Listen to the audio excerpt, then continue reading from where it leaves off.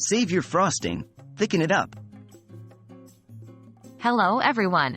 Have you ever made a beautiful cake only to have your whipped frosting turn out too runny? Don't worry, we've all been there. Today, we're going to explore how to save your frosting by thickening it up. Specifically, we'll talk about using cornstarch or flour to thicken runny whipped frosting. Why is my whipped frosting runny? Understanding why your whipped frosting is runny can help you prevent this from happening in the future. The most common reasons are overbeating the frosting, adding too much liquid, or even using ingredients that are too warm. Remember, when it comes to frosting, temperature and proportions matter a lot. Can I use cornstarch or flour to thicken runny whipped frosting? Yes, you can definitely use cornstarch or flour to thicken your runny whipped frosting. Both of these ingredients act as thickeners that can give your frosting the firmness it needs. However, each of them needs to be used in a specific way to avoid creating lumps or changing the flavor of your frosting.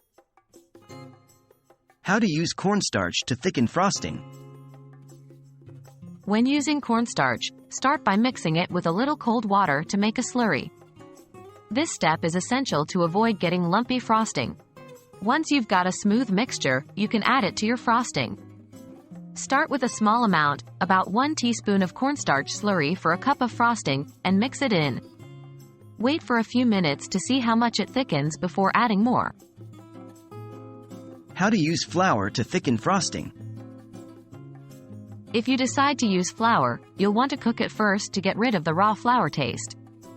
Mix equal parts flour and cold water in a pan to make a smooth paste, then heat this mixture over low heat until it thickens into a paste.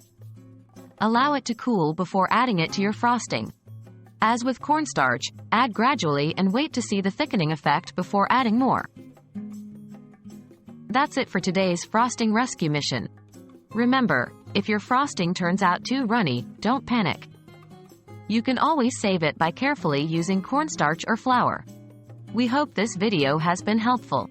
Happy baking!